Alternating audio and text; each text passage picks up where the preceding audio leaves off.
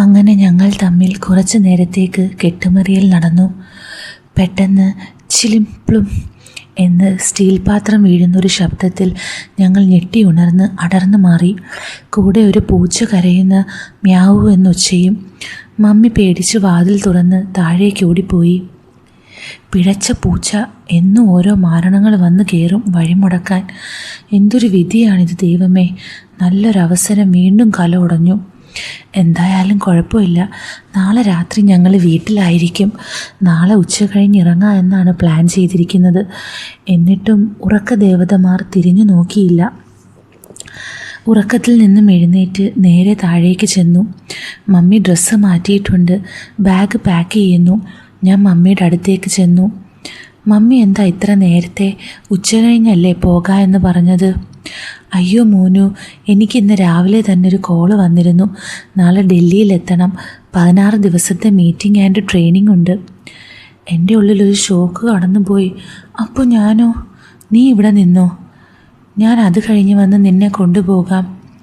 അപ്പോൾ ഞാൻ ഒറ്റയ്ക്ക് ഇവിടെ നിൽക്കാനോ? ഇവിടെ അച്ചച്ചനും ആളുകളും ഇല്ലേ? അല്ലാതെ പിന്നെ വീട്ടിൽ കൊണ്ടുപോയി നിന്നെ ഒറ്റയ്ക്ക് നിർത്തുന്ന പ്രശ്നമില്ല. എന്നാലും മമ്മി ഇല്ലാതെ ഞാൻ ഒറ്റയ്ക്ക് ഇത്രയും ദിവസം. എൻ്റെ മുഖത്ത് വിഷമം കലർന്നു. അയ്യേ, കരയുന്നോ? നാണമില്ലേ നിനക്ക്? കെട്ടിക്കാറായി. എന്നിട്ടും?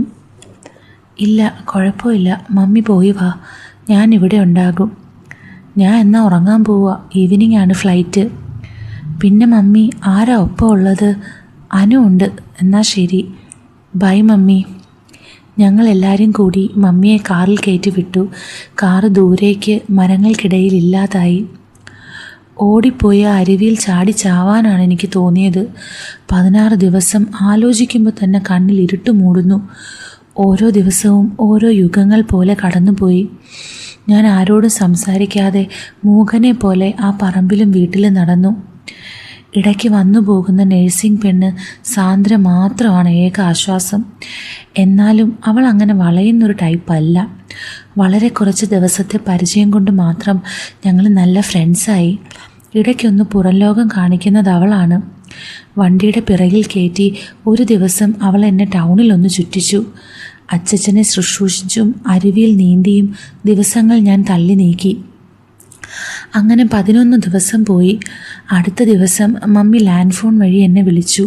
വിശേഷങ്ങളെല്ലാം ചോദിച്ചു. എൻ്റെ വിറങ്ങലിച്ച ശബ്ദം മമ്മിയെ കൂടുതൽ തളർത്തി. മോനു, വളരെ പ്രധാനപ്പെട്ടൊരു കാര്യം കൂടിയുണ്ട്. എന്താ മമ്മി? നിൻ്റെ കോഴ്സിൻ്റെ കാര്യം ശരിയായിട്ടുണ്ട്. UK-യിലാണ്. വിസ വന്നു. ഫ്ലൈറ്റ് ടിക്കറ്റ് ബുക്ക് ചെയ്തിട്ടുണ്ട്. ഈ മാസം 22-ന്. വളരെ കുറച്ച് ദിവസമേ ഉള്ളൂ. ഞാൻ അങ്ങോട്ട് വന്നു കഴിഞ്ഞാൽ 3-ാം ദിവസം നിനക്ക് പോകേണ്ടി വരും. നീ അപ്പോൾ 20-ാം തീയതി ഉച്ച കഴിഞ്ഞ് റെഡിയായിരുന്നോ? ഇനി ചിലപ്പോൾ വിളിക്കാൻ പറ്റില്ല. ഞാൻ ഞെട്ടലിൽ തന്നെ അത് കേട്ടൊന്ന് മൂളി സമ്മതിച്ചു. ഫോൺ കട്ടായി. ശ്വാസം കിട്ടാതെ സമനില തെറ്റിയ പോലെ ഞാൻ തലങ്ങും വിലങ്ങും നടന്നു. ഞാൻ അത്രയും ഏകാന്തത അനുഭവിച്ച ദിവസങ്ങൾ എൻ്റെ ജീവിതത്തിൽ മുമ്പൊരിക്കലും ഉണ്ടായിട്ടില്ല. എങ്ങനെയൊക്കെയോ ദിവസങ്ങൾ കടന്നുപോയി. ഞാൻ റെഡിയായി മമ്മിക്ക് വേണ്ടി കാത്തിരുന്നു. കാത്തിരിപ്പ് അവസാനിപ്പിച്ചുകൊണ്ട് ഒരു മാടപ്രാവിനെ പോലെ ആ വെളുത്ത നിറമുള്ള കാറ് അകത്തേക്ക് കടന്നു വന്നു. ഡോറ് തുറന്ന് മമ്മി ഇറങ്ങി വന്നു. എന്നെ ഞെട്ടിച്ചുകൊണ്ട് സൈഡ് സീറ്റിൽ നിന്ന് അനുപിശാശു ഇറങ്ങി വന്നു. അവൾ ഇനി എന്തിനാണോ വന്നത്? മമ്മി കണ്ണുകൾ നിറച്ച് നേരെ ഓടി വന്ന് കെട്ടിപ്പിടിച്ചു. അവളും മമ്മിയും അകത്തേക്ക് കയറി ഫുഡ് കഴിച്ചു. അധികം താമസിയാതെ ഞങ്ങൾ തിരിച്ചു. ഞാൻ പിറകിലെ സീറ്റിലാണ് ഇരുന്നത്. എങ്ങനെയുണ്ടായിരുന്നു എബി ഇവിടെ? നന്നായിരുന്നു മമ്മി. തണുപ്പും പച്ചപ്പും ഞാൻ ശരിക്കും എൻജോയ് ചെയ്തു. ഞാൻ നിന്നെ ശരിക്കും മിസ് ചെയ്തു. പിന്നെ അനു വന്നത് എന്തിനാന്ന് മനസ്സിലായോ? ചുമ്മാ കറങ്ങാൻ വന്നതല്ലേ? അല്ല. പിന്നെ? അവൾ അവളുടെ അപ്പാർട്ട്മെൻ്റ് ഒഴിഞ്ഞു. ഇനി എൻ്റെ കൂടെയാണ് നിൽക്കുന്നത്. നമ്മുടെ കൂടെ ഉണ്ടാകും. നീ ഇപ്പോൾ തന്നെ പോകില്ലേ? പിന്നെ ഞാൻ തനിച്ചാകരുതല്ലോ. എനിക്ക് പോകണമെന്ന് വലിയ നിർബന്ധമൊന്നുമില്ല. അച്ചോടാ പാവം. ഇനി ഒന്നും പറയണ്ട, കയറിപ്പോയാൽ മതി. അല്ലെങ്കിലും എൻ്റെ വാക്കിന് വിലയില്ലല്ലോ.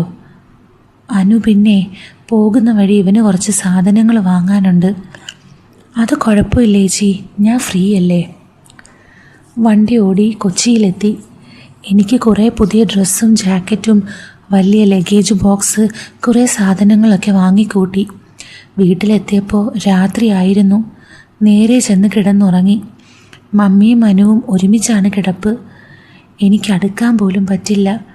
ഇനിയുള്ള 3-ാം ദിവസം പോകണമെന്ന കാര്യം എനിക്ക് ആലോചിക്കാനേ പറ്റുന്നില്ല. യാത്രാക്ഷീണം കാരണം പെട്ടെന്ന് തന്നെ ഉറങ്ങിപ്പോയി. അടുത്ത ദിവസം അനുവും മമ്മിയും ഒരുമിച്ച് കാറിൽ തന്നെയാണ് പോകുന്നതും വരുന്നതും. എപ്പോഴും ഒരുമിച്ച്. എനിക്ക് മമ്മി അന്ന് ഒറ്റയ്ക്ക് കിട്ടിയേയില്ല. അതുകൊണ്ട് തന്നെ ഉള്ളു തുറന്ന് സംസാരിക്കാനും സാധിച്ചില്ല. അടുത്ത ദിവസം ഒരവധി ദിവസമായിരുന്നു. പറഞ്ഞിട്ടെന്താ, അനു മമ്മിയുടെ കൂടെ തന്നെ ഉണ്ട്. മമ്മി ഞാൻ പരിങ്ങി നടക്കുമ്പോൾ സൂക്ഷ്മതയോടെ എന്നെ നോക്കുന്നുണ്ട്. ഞാൻ ആ വീട്ടിൽ അധികം നിൽക്കാതെ വേണ്ടപ്പെട്ട എല്ലാവരെയും നേരിട്ട് പോയി കണ്ടു. നാളെ പോകുന്ന കാര്യം അറിയിച്ചു. വൈകുന്നേരം തിരികെ വീട്ടിലെത്തി. മമ്മി ഇനി ഒരിക്കലും പഴയ പോലെ കാണാനും ആസ്വദിക്കാനും സാധിക്കില്ല എന്ന് മനസ്സിലാക്കി എല്ലാ ആശകളും ആഗ്രഹങ്ങളും അവിടെ തന്നെ കുഴിച്ചു മൂടി. പെട്ടെന്നാണ് എന്നെ ഞെട്ടിച്ചുകൊണ്ട് അനുവും മമ്മിയും പുതിയ ഡ്രസ്സ് ഇട്ടുകൊണ്ട് ഹാളിലേക്ക് കടന്നു വന്നത്. എബി, അനുവിന് ഇന്ന് നൈറ്റ് ഡ്യൂട്ടിയാണ്. ഞാനപ്പോൾ അവളെ ഡ്രോപ്പ് ചെയ്തിട്ട് വരാം. അനു എന്നെ നോക്കി പുഞ്ചിരിച്ചു പറഞ്ഞു. ആ കൈയൊന്ന് നീട്ടിയേ. അപ്പോൾ ബൈ. ഇനി ചിലപ്പോൾ നമ്മൾ കണ്ടില്ലെന്ന് വരാം. അതെന്താ, ഞാൻ ചാവാൻ പോവാണോ? കുറച്ച് നാളത്തെ കാര്യമാടാ. നാളെ എനിക്കും വരണമെന്നുണ്ടായിരുന്നു. സാധിക്കില്ല. ഡി, എന്നാ വാ, നമുക്കിറങ്ങാം. എനിക്ക് വീണ്ടും ഒരു ബായ് തന്ന് അവർ പോയി. മനസ്സിൽ വീണ്ടും എവിടെയോ ഒരു മോഹം ഉദിച്ചു. ഞാൻ മമ്മിയുടെ തിരിച്ചുവരവ് നോക്കിയിരുന്നു. അധികം താമസിയാതെ മമ്മി എത്തി. കടും നീല നിറത്തിലുള്ള സാരിയാണ് വേഷം. സാരിയിൽ പിന്നെ പറയണ്ടല്ലോ, ദേവതയായിരുന്നു. വാതിൽ തുറന്ന് ഞാൻ അടുത്ത് വന്നിരുന്നു. ഞാൻ മൈൻഡ് ചെയ്യാതെ ഒന്നും മിണ്ടാതെ ഇരുന്നു. എന്താടാ, എന്നോട് ദേഷ്യമാണോ നിനക്ക്? എനിക്കോ? എന്തിന്? കുറേ നാളായി ഞാൻ മൈൻഡ് ചെയ്യാതെ നടക്കുന്നുണ്ട്. എനിക്കാരോടും ഒരു പിണക്കവും ഇല്ല. എടാ, നിനക്ക് തോന്നുന്നുണ്ടോ ഞാൻ മനഃപൂർവ്വം ചെയ്യുമെന്ന്? അതിനിപ്പോൾ ഞാൻ ഒന്നും പറഞ്ഞില്ലല്ലോ. പിന്നെന്തിനാ ഇങ്ങനെ മുഖം വീർപ്പിച്ച് പിടിക്കുന്നേ? ഞാനൊന്നും മിണ്ടിയില്ല. അപ്പോൾ മമ്മി അടുത്തേക്ക് നീങ്ങിയിരുന്നു. എൻ്റെ കവിളിൽ ആ അധരങ്ങളൊന്ന് പതിച്ചു. മോനു, നീ പോകുന്നതിൽ നിന്നേക്കാ വിഷമം എനിക്കാണ്. പിന്നെ മമ്മിക്കൊരു വിഷമവും ഇല്ല. ഞാനത് പറഞ്ഞപ്പോൾ മമ്മിയുടെ കണ്ണുകൾ നിറഞ്ഞു കവിഞ്ഞു. കണ്ണുനീർ ഒഴുകി. അത് കണ്ടപ്പോൾ എൻ്റെ മനസ്സലിഞ്ഞു. ഞാൻ സ്വരം കുറച്ച് ചോദിച്ചു, മമ്മി, എനിക്ക് പോകണ്ട. അങ്ങനൊന്നും പറയല്ലേ മോനു. മമ്മിക്ക് ആഗ്രഹമില്ലേ എന്നെ അടുത്ത് കാണാൻ? എനിക്ക് നിൻ്റെ ഭാവിയാണ് അതിലും വലുത്. പിന്നെ നിന്നോട് പറയാത്ത വേറൊരു കാര്യമുണ്ട്. ഞാൻ എന്താ എന്ന രൂപത്തിൽ നോക്കി. നീ പോയി കഴിഞ്ഞ് കുറച്ച് നാൾ കഴിഞ്ഞ് ഞാൻ അങ്ങോട്ട് വരും. ഞാൻ അത്ഭുതത്തോടെ ആ മുഖത്തേക്ക് നോക്കി. സത്യമാണോ എന്ന നിലയ്ക്ക്. നീ പോയി ഒന്ന് സെറ്റിലായി ഒരു 6 മാസം കഴിഞ്ഞ് ഞാൻ അവിടെ ഉണ്ടാവും. ലോങ് ലീവിന് അപേക്ഷ വെച്ചിട്ടുണ്ട്. സത്യമാണോ മമ്മി? നിനക്കെന്നെ വിശ്വാസമില്ലേ? ഞാനും ഒന്ന് കാണട്ടെ ലണ്ടനൊക്കെ. എൻ്റെ പണ്ട് മുതലുള്ള വലിയ ആഗ്രഹമാണ്. എനിക്ക് വിശ്വസിക്കാൻ പറ്റുന്നില്ല മമ്മി. നീ ആ കൈകൾ ഇങ്ങോട്ട് വെച്ചേ. ഞാൻ കൈകൾ നീട്ടി. മമ്മി അതിലടിച്ചു. പ്രോമിസ്. പോരെ? മതി. ഇപ്പോൾ സന്തോഷമായോ? കുറച്ച്. ഇനി എന്താ വേണ്ടേ? ഞാൻ മമ്മിയുടെ മേലേക്ക് നോക്കി. മമ്മി എന്നെ നോക്കി ചിരിച്ചു. എൻ്റെ മേലേക്ക് കൈകൾ നീട്ടി. ഇങ്ങോട്ട് വാടാ. കേൾക്കേണ്ട താമസം. ഞാൻ മമ്മിയുടെ മേത്തേക്ക് ചാടി വീണു. ഞങ്ങൾ ഒരുമിച്ച് മറിഞ്ഞ് സോഫയിലേക്ക് വീണു. ഞാൻ കിട്ടിയ അവസരത്തിൽ മുതലാക്കി. ഡാ, നമ്മളിപ്പോൾ ഹാളിലാണ്. അതൊന്നും കുഴപ്പമില്ല മമ്മി. ഞാൻ നല്ലൊരു കുസൃതി കാട്ടി. മമ്മി എന്നെ തള്ളി നീക്കി. പറയുന്നത് കേക്ക്, റൂമിലേക്ക് പോകാം. ഞാൻ നിവർത്തികെട്ട് സമ്മതിച്ചു. എഴുന്നേറ്റ് നിന്ന് ആ സൗന്ദര്യ ശില്പത്തെ കയ്യിൽ കോരിയെടുത്തുകൊണ്ട് കണ്ണിൽ നോക്കിക്കൊണ്ട് റൂമിലേക്ക് നടന്നു. അപ്പോഴേക്കും മാറിൽ നിന്നും സാരി തെന്നി മാറി. ആ നീല ബ്ലൗസിൽ മമ്മി കാണാൻ സുന്ദരിയായിരുന്നു. നേരെ കൊണ്ടുപോയി ബെഡിലേക്ക് എറിഞ്ഞു. തറവാട്ടിൽ വെച്ച് നശിച്ച പൂച്ച കാരണം നടക്കാതെ പോയ യുദ്ധത്തിൻ്റെ പൂർത്തീകരണമാണ് പിന്നീട് ആ റൂമിൽ നടന്നത്. മമ്മി ശബ്ദമുണ്ടാക്കി മുരണ്ടു. വലിയ സീൽക്കാര ശബ്ദങ്ങൾ അവിടെ മാകെ അലതല്ലി. വർഷങ്ങൾ നീണ്ട മമ്മിയുടെ ദാഹം അങ്ങനെ ശമിച്ചു. പപ്പ പോയേ പിന്നെ വറ്റി വരണ്ടൊരു മരുഭൂമി പോലെ ആയിരുന്നു മമ്മിയുടെ മനസ്സ്. അതിൽ കുളിർമഴ പെയ്യിച്ചു. വീണ്ടും ഞാൻ ഒരുക്കമായിരുന്നു. പക്ഷേ മമ്മി തടഞ്ഞു. വേണ്ട മോനോ, ഇത്രയും മതി. എന്താ മമ്മി, എന്തുകൊണ്ട് പറ്റില്ല? ഇങ്ങനെ പെട്ടെന്നൊന്നും ഇതിൽ കൂടുതൽ എനിക്ക് സാധിക്കില്ല. നമ്മൾ അങ്ങനൊന്നും ചെയ്യാൻ പാടില്ല. പിന്നിനി എപ്പോഴാ മമ്മി? വീണ്ടും സമയം വരും അതിനുള്ളത്. ചിലപ്പോൾ ഒരിക്കലും സംഭവിക്കില്ല എന്നും വരും.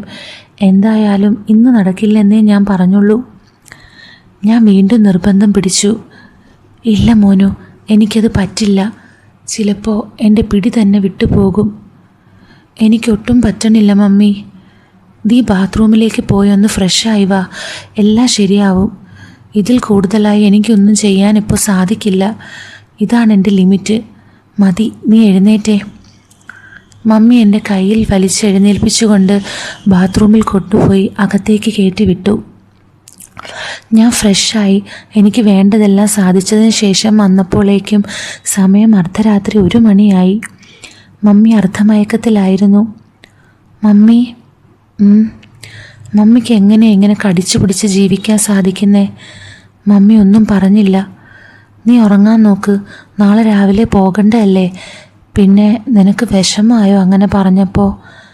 ഞാനും മൗനം പാലിച്ചു.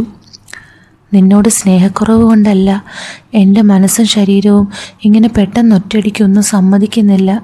എനിക്ക് കുറച്ച് സമയമെടുക്കും ഒന്ന് വരുതിയിലാകാൻ. കുഴപ്പമില്ല മമ്മി, ഇത്രയൊക്കെ എനിക്ക് ചെയ്തില്ലേ, പിന്നെ ഇനിയും സമയം കിടക്കുന്നുണ്ടല്ലോ. എന്നിട്ട് ഞാൻ മമ്മിയിലേക്ക് അടുത്തു.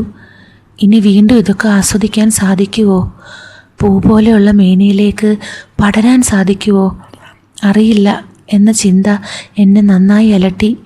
നല്ല തളർച്ച ഉറക്കത്തിലേക്ക് വലിച്ചിട്ടു. മമ്മിയുടെ കുലുക്കിവിളി കേട്ടാണ് എഴുന്നേറ്റത്. കണ്ണുകൾ തിരുമ്മി നോക്കി. മമ്മിയിൽ ചെറിയൊരു ഭാവവ്യത്യാസം പോലുമില്ല. ശരിക്കും ഇന്നലെ ഒന്നും സംഭവിക്കാത്തതുപോലെ. സ്വപ്നമാണോ യാഥാർത്ഥ്യമാണോ എന്ന് എനിക്ക് പോലും വിശ്വാസം വരുന്നില്ല. എന്താലോചിച്ച് നിൽക്കുക? പോയി റെഡിയായി വാ. ബാഗും സാധനങ്ങളും ഇന്നലെ രാവിലെ തന്നെ കെട്ടിവെച്ചിട്ടുണ്ട്. ഞാൻ തലയാട്ടി ബാത്റൂമിലേക്ക് കയറി. റെഡിയായി. ഇവിടം വിട്ടു പോകാൻ മനസ്സനുവദിക്കുന്നില്ല. എങ്ങനെയോ മനസ്സ് കല്ലാക്കി പെട്ടി കയറ്റി കാറിലേക്ക് കയറിയിരുന്നു. എയർപോർട്ടിലേക്കുള്ള ചെറിയ ദൂരം മാത്രം. അത് കഴിഞ്ഞാൽ മമ്മി അകന്നു പോകും. അതിനിടയിൽ മമ്മി എന്തൊക്കെയോ സംസാരിക്കുന്നുണ്ട്. അവിടെ ചെന്ന് ബന്ധപ്പെട്ട ആളെയും മറ്റും കാര്യങ്ങളും. അവസാനം മമ്മി എന്നെ എയർപോർട്ട് വഴിയിലാക്കി ഒരു കെട്ടിപ്പിടുത്തവും തന്ന് എന്നെ അകത്തേക്ക് കയറ്റിവിട്ടു. എത്തിയിട്ട് വിളിക്കണോ എന്നും പറഞ്ഞു. ഞാൻ അതിലൂടെ അകത്തേക്ക് കയറിപ്പോയി. തിരിഞ്ഞു നോക്കുമ്പോൾ മമ്മി നിറ കണ്ണുകളുമായി കൈവീശി കാണിച്ചു. കുറേ സമയത്തെ കാത്തിരിപ്പിനു ശേഷം വിമാനത്തിലേക്ക് കയറി. ആ വിൻഡോ സീറ്റിൽ പുറത്തേക്ക് നോക്കി ഞാൻ ഇരുന്നു. കണ്ണുകൾ അറിയാതെ നിറഞ്ഞു കവിയുന്നു. അപ്പോൾ ഇത് ഈ സ്റ്റോറിയുടെ ലാസ്റ്റ് ഭാഗമാണ്. ഇനി ഇതിനൊരു പാർട്ടില്ല. അപ്പോൾ സ്റ്റോറി എങ്ങനെ ഉണ്ടായിരുന്നെന്ന് എല്ലാവരും കമൻറ്റ് ചെയ്യണം കേട്ടോ. അപ്പം നമുക്ക് ഉടനെ കാണാം. With love, Aleena.